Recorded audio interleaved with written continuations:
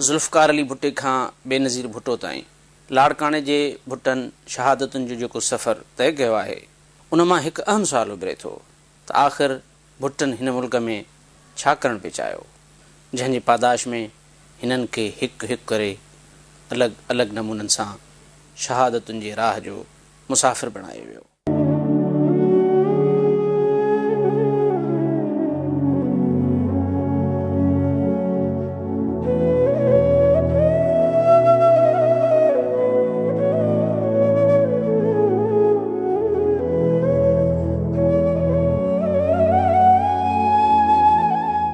ज़ुल्फ़कार अली भुट्टे पाण हिकु हंधि लिखियो आहे त मूं उन्हनि इंसाननि जे रूहनि खे अतमीनान ऐं चेहरनि ते मुर्गो मोटाइण लाइ अणथक कोशिशूं कयूं आहिनि, जेके माण्हू मुंहिंजे दड़े जे दौर खां तकलीफ़ुनि जा ॻोढ़ा ॻाढ़ींदा आया आहिनि।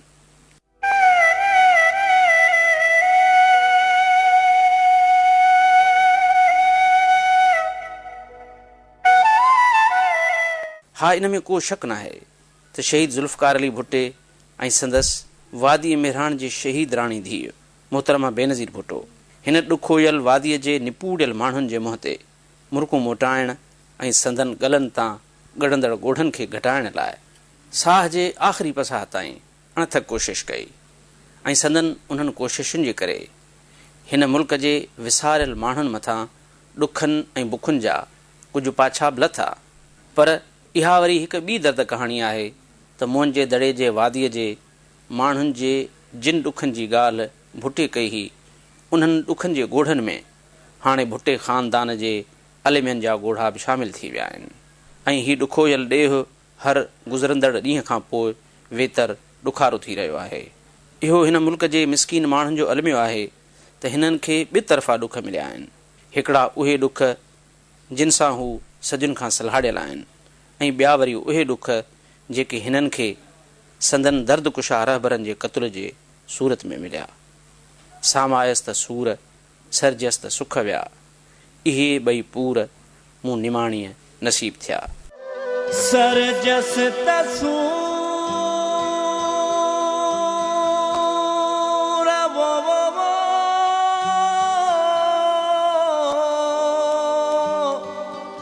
हो सामाई त सुख वया।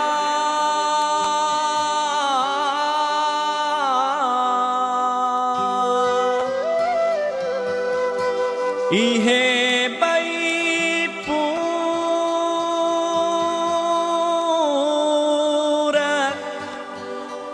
हो मूं निमाणीअ नसीब थिया।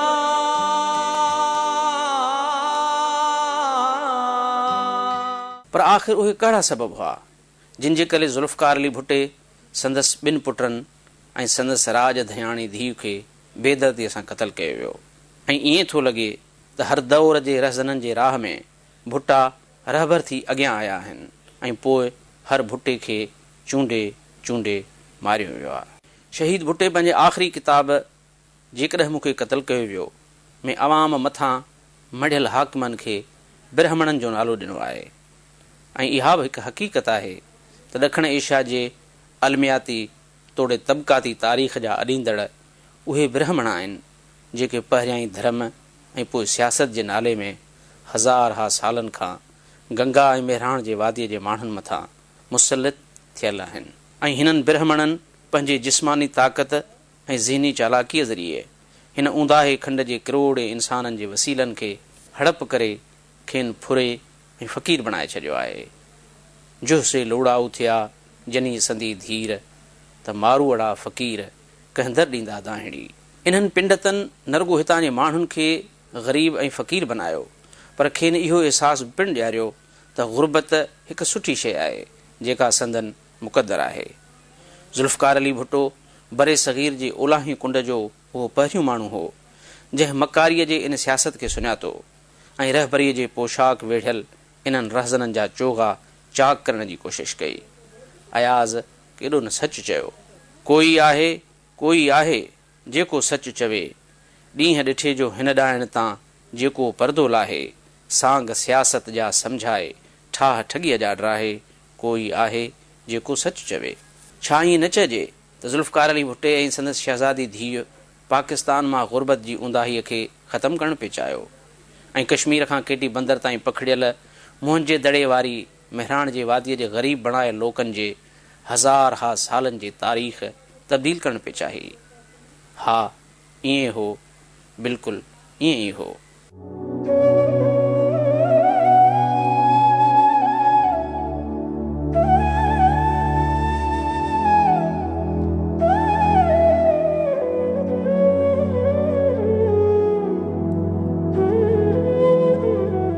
मुंहिंजे दड़े जे तहज़ीब जे तबाहीअ खे 3.5 साल गुज़रिया आहिनि ऐं जॾहिं खां हीअ अरबेली तहज़ीब पोयारी थी आहे तॾहिं खां ई हिन जा बाशिंदा ॾुखारा थिया आहिनि।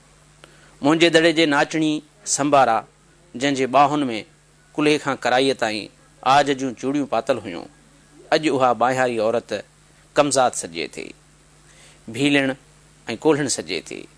ज़ुल्फ़कार अली भुट्टे जेको ख़्वाबु ॾिठो हो ऐं संदसि बख़्तावर धीउ मोहतरमा बेनज़ीर भुट्टो उन छॾियल ख़्वाब जो जेको अलम ऊचो कयो हो, उहो इहो ई हो त हिन मुल्क जे हज़ारे सालनि जे रवाज खे उलट पुलट करणो आहे। शहीद भुट्टे हिकु हंधि लिखियो आहे त बरे सग़ीर में अवामी तहरीकूं अशोक एज़म जे दौर खां ई हलंदड़ हुयूं, पर उहे कहिड़ियूं तहरीकूं हुयूं जेके 2500 साल अॻु अशोक एज़म जे दौर में ज़िंदह हुयूं। अचो त उन ते थोरी नज़र विझो।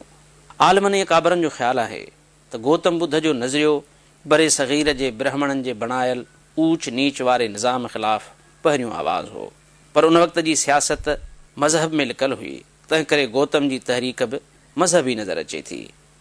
गौतम खां पोइ भगतनि ऐं भिक्षुनि जूं राज भक्तियूं ऐं अवामी मंडलियूं बि ऊच नीच जे ख़िलाफ़ हिकु मुंतशिर आवाज़ हुयूं। स्वामी दयानंद सरस्वतीअ जी आर्या समाज वारी तहरीक पिणु ऊच नीच ख़िलाफ़ हिकु वॾो आवाज़ थी उभरी हुई। उन्हनि तहरीकुनि जे तसलसल तौरु जवाहरलाल नेहरूअ पाण खे हिंदुस्तान जो सोशलिस्ट अॻवान को ठाहियो हो। हा, इहा ई उहा ऊच नीच हुई जंहिं ज़ुल्फ़कार अली भुट्टे खे सभ खां वधीक मुतासिर कयो ऐं हिन इहो वचन कयो हो त हिन मुल्क जे ग़रीब जे क़िस्म जी तब्दीली संदसि मंज़िल मक़सूद आहे। पंहिंजे मक़सद या मिशन खे पूरो करण लाइ शहीद भुट्टे खे सिर्फ़ु 10 साल मिलिया। 1967 में हिन पार्टी ठाहिण जी शुरूआत कई ऐं 1977 में हिन जो तख़्तो ऊंधो करे खेसि गिरफ़्तार कयो वियो ऐं पोइ फाईअ ते चाढ़ियो वियो। पर संदसि ऊचे कयल इन अलम खे संदसि शहज़ादी धीउ 30 सालनि ताईं एसि ताईं ऊचो रखियो जेसि ताईं खेसि पंहिंजे पीउ जहिड़ो न बणायो वियो। भुट्टे कॾहिं बि भुट्टे हुजण ते फ़ख़ुरु महसूसु न कयो हो, छाकाणि त सॼे मुल्क जे महकूम माण्हुनि खे भुट्टे जे ज़ात ते फ़ख़ुरु हो। भुट्टे कॾहिं बि पाण खे सरदार न सर्रायो, छो त हू हिन मुल्क जे उन्हनि किरोड़े ग़रीबनि जे महरूम ख़्वाबनि ऐं सिकाणल रूहनि जो बि सरदार हो जिन जे ज़ातियुनि जी बि हिन खे ख़बर न हुई। अच्छी तरह से याद रखना कि मैं आप में से ही हूं, इस जमीन और इस मिट्टी से पैदा हुआ हूं। मैं एक अवामी शख्स हूं और अवाम के साथ रहूंगा। माण्हू हिन खे जॾहिं इहे चवंदा हुआ त भुट्टा साहब तूं त असांजा बच्चा बि क़ुर्बान आहिनि, या जॾहिं खेसि ईअं चवंदा हुआ त असां मुर्शिद खे न पर तोखे वोट ॾींदासीं छो त हाणे तूं असांजो मुर्शिद आहीं, त हिन जे अंदर मां ख़ुशियूं उभरी ॿाहिरि निकिरंदियूं हुयूं ऐं हिन जूं अखियूं ऐं निड़ी आलियूं थी पवंदियूं हुयूं ऐं पोइ भुट्टो ॻाल्हाए न सघंदो हो। भुट्टे जे तक़रीरुनि जे रवानी में अहिड़ा अवामी अहसास चिलविलनि ॿारनि वांगुरु लड़की पवंदा हुआ ऐं पोइ हू कॾहिं कॾहिं हबकी पवंदो हो। तो खिदमत करोगे, मेहनत करोगे, लड़ोगे, मरोगे और जदोजहद करोगे, ईमान से करोगे, खुदा की कसम करोगे। पंहिंजी आख़िरी किताब में हू लिखे थो त मां अता शाह बुखारी जहिड़ी तक़रीर जो फ़न नथो ॼाणा। हू तक़रीर जे फ़न जो बेशक माहिर आहे, पर पोइ बि माण्हू हिन जहिड़नि तक़रीर बाज़नि खे वोट नथा ॾियनि। मुंहिंजी उर्दू भॻल टुटल आहे, पर पोइ बि माण्हू मूंखे वोट था ॾियनि, छाकाणि त माण्हू बि मुंहिंजे उर्दूअ वांगुरु भॻल टुटल आहिनि। मूं हिननि जूं दिलियूं खटियूं आहिनि, मां हिन जे इतमाद खे कॾहिं बि धकु न पटियो आहे ऐं अॼु बि जॾहिं मां रावलपिंडी जेल जे हिकु काल कोठड़ीअ में मौत जो मुंतज़िर आहियां तॾहिं मां उन्हनि भॻल टुटल माण्हुनि सां वेसाह घाती न कंदुसि। जेकॾहिं कंहिंखे एतिरे वक़्तु गुज़रण खां पोइ बि हिननि जे वेसाह जो को इम्तिहान वठिणो आहे त वोट कराए ॾिसे ऐं पोइ ॾिसो त मूं हिननि सां वेसाह घाती कई आहे या हिननि खे एतमाद जे अज़ीम चोटियुनि ते पहुचायो आहे। मेरा मकतब फिक्र है कि कोई कदम, कोई बुनियादी कदम मैं कभी आगे नहीं बढ़ूंगा गरीबों की इजाजत के बगैर, गरीबों के मेहरबानी के बगैर और गरीबों के ताबन के बगैर। जीअं हिन मुल्क जे मिस्कीन माण्हुनि जी क़िस्मत बदिलाइण भुट्टे ऐं संदसि शहीद धीअ जो ख्वाबु हो, बिल्कुलु ईअं ई भुट्टो ऐं संदसि शहज़ादी धीअ पिणु हिन ग़रीब मुल्कनि जे माण्हुनि जो ख्वाबु हुई। रुके न जो, झुके न जो, मिटे न जो, दबे न जो, हम वो इनकलाब हैं, जुल्म का जवाब हैं, हर गरीब हर शहीद का हमी तो ख्वाब हैं। शहीद भुट्टे जो दौरु हिकु मुख़्तसिर दौरु हो, पर पोइ पंहिंजे पीउ जे विरसे खे संदसि वॾवर धीअ अहिड़े त मानाइते ऐं मणियादार नमूने अॻिते वधायो जो हिन मुल्क जा सभु माण्हू इहो वेसाह करणु लॻा हुआ त बेनज़ीर भुट्टो ई हिन मुल्क जे मसइलनि जी राह निजात आहे। हू ज़हीन पीउ जी फ़हीम धीउ हुई, हूअ बख़्त जी मेज़बान बि हुई ऐं हूअ सघ जो सरचश्मो पिणु हुई। हिन जे सियासत जा गुर कंहिं अज़ीम रहनुमा जो ॾेख ॾींदा हुआ ऐं हिन जो बख़्तावर वजूद आसमान मां नाज़ुल थींदड़ मनो सलवा जहिड़ी रोज़ी लॻंदो हो ऐं हिन जूं तक़रीरूं माण्हुनि में सघ जी सूर फूके छॾींदियूं हुयूं। और आज भी जब हम देखते हैं कि 11 साल में कितनी गुर्बत, बेरोजगारी और महंगाई पैदा की गई है, तो हम कहते हैं कि कायदे अवाम का नारा उसमें आज भी जोर है, क्योंकि आज भी चाहता है हर इंसान रोटी, कपड़ा और मकान। हिन खे मेहराण जे वादीअ जा लोक पंहिंजे हयातीअ जी अहिड़ी त्रिमूर्ति सम्झंदा हुआ जहिड़ा गंगा ऐं जमुना जा लोक सरस्वती, लक्ष्मी ऐं काली माता खे सम्झंदा आहिनि।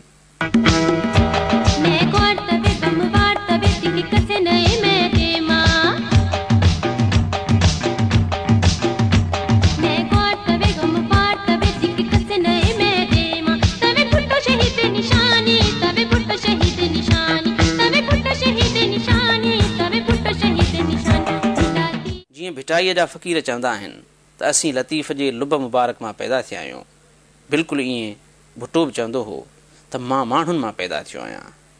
काल कोठड़ीअ मां लिखियलु पंहिंजे आख़िरी किताब में हिकु हंधि लिखे थो त मां अवाम जी तख़लीक़ आहियां।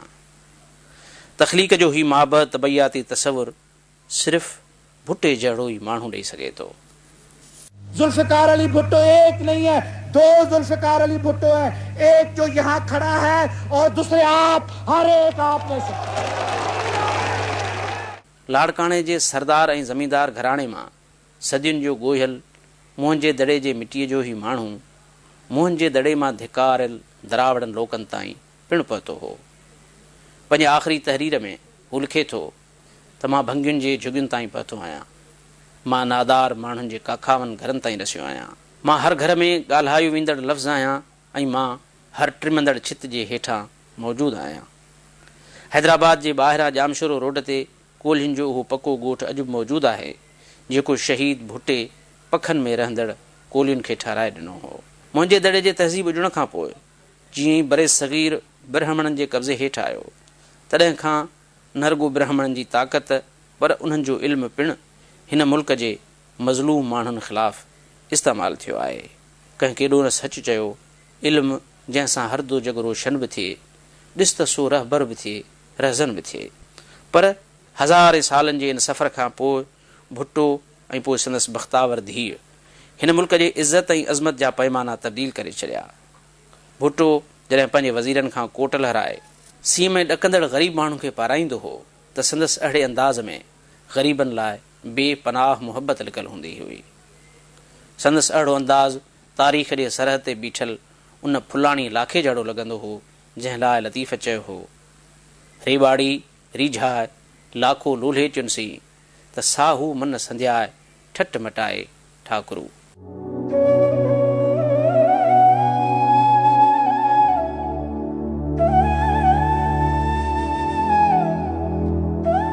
हिन मुल्क जे ग़रीब माण्हुनि में इहो वेसाह कंहिं अणल उॾंदड़ ईमान वांगुरु हो त जेकॾहिं भुट्टा हुकूमत में ईंदा त संदन क़िस्मत बदिलबी ऐं संदन वेहण जी जाइ तब्दील थींदी।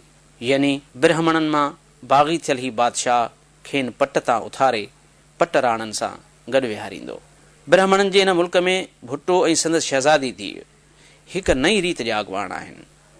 हिन मुल्क जी रवायत आहे त कारकुन मरंदा आहिनि ऐं उन्हनि जा अॻवान हिननि जे सर्द लाशनि मथां संदन सुर्ख़ रत सां पंहिंजे सियासत जी तारीख़ रक़म कंदा आहिनि। पर ज़ुल्फ़कार अली भुट्टे, संदसि पुटनि शाहनवाज़ भुट्टे ऐं मुर्तज़ा भुट्टे ऐं आख़िर में संदसि शहज़ादी धीउ शहीद थी इहो साबित कयो त मक़सद जी मशल खे ॿारे रखण लाइ जॾहिं सभु कुझु जली वियो त आग खे ज़िंदह रखण लाइ हिननि पंहिंजे हयातीअ खे बि आड़ाह जे हवाले कयो। जोगीड़ा जहान में नूरी ऐं नारी ॿरी जन ॿारी आउं न जंदी उन रे।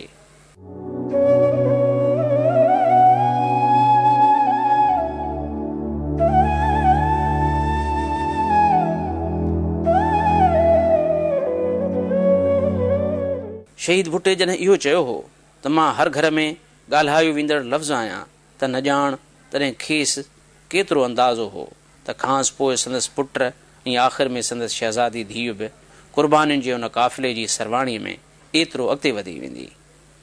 शहीद भुट्टे जॾहिं ईअं लिखियो हो त मां हर घर में ॻाल्हायो वेंदड़ लफ़्ज़ आहियां तॾहिं संदसि अॻियां पंहिंजी शहादत हुई। पर अॼु जॾहिं इन 14 शहादतुनि जो सिलसिलो शहीद राणीअ बेनज़ीर भुट्टो ते अची पूरो थियो आहे तॾहिं भुट्टो रुगो हर घर में ॻाल्हायो वेंदड़ लफ़्ज़ न आहे, पर भुट्टो हर गीत ऐं बैत, हर नोहे ऐं कसीदे, हर तहरीर ऐं तकरीर, हर ख़ुशी ऐं ग़म ऐं हर महफ़िल ऐं अंजुमन में रोइण ॻाइण ऐं ॻाल्हाइण जो मौज़ू आहे। भुट्टो लफ़्ज़ हिकु ज़ात मां निकिरी हिकु सोच, हिकु रवैयो, हिकु कैफ़ियत, हिकु क़ुर्बानी ऐं हिकु वॾी तब्दीलीअ जो उहिञाण बणिजी वियो आहे। शहीद भुट्टे ऐं हुन जी शहज़ादी धीउ हिन मुल्क खे छा छा ॾिनो ऐं हुननि हिन मुल्क जे मिसकीन माण्हुनि जे क़िस्मतुनि जो नक्शो कीअं तब्दील करणु पिए चाहियो, इहो उन्हनि हज़ारे किताबनि ऐं मज़मूननि जो मौज़ू आहिनि जेके न ॼाण केतिरनि ईंदड़ अयामनि ताईं लिखिया वेंदा। शहीद भुट्टो 5 जनवरी ते पैदा थियो ऐं संदसि मेराण जे वादीअ जी शहीद राणी धीउ 27 डिसंबर ते शहीद थी। शहीद भुट्टे जो क़त्ल 4 अप्रैल ते थियो ऐं शहीद राणीअ जो जनमु 21 जून ते थियो। शहीद शाहनवाज़ 18 जुलाई ते मारियो वियो ऐं शहीद मीर मुर्तज़ा भुट्टो 20 सेप्टेम्बर ते क़त्ल कयो वियो।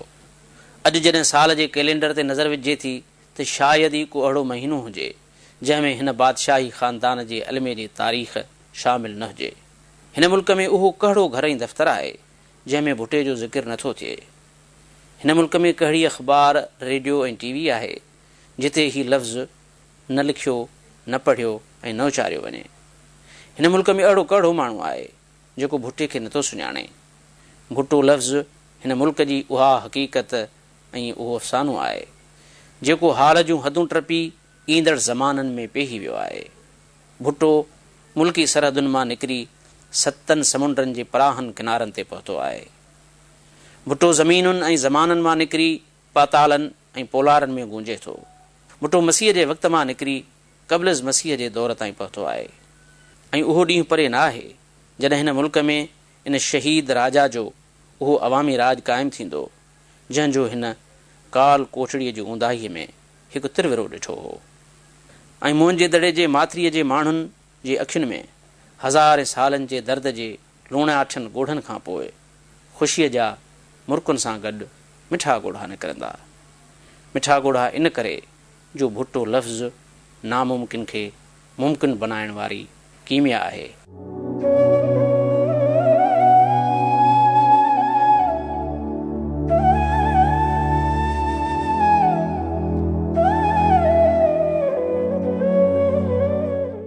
खेती ऐं बाग़बन में, सब्ज़ी ऐं सावकुन में, गाहनि कखनि पननि में, मेवनि वणनि टिणनि में, पोशाक पोपटनि में, सूरजमुखी गुलनि में, राबेल ऐं रुतुनि में, सौसन सरो समन में, बरगो ऐं गुल चमन में, जानिब जमाल तुंहिंजो, हर जाइ जलवा गरवा, हुस्नो कमाल तुंहिंजो।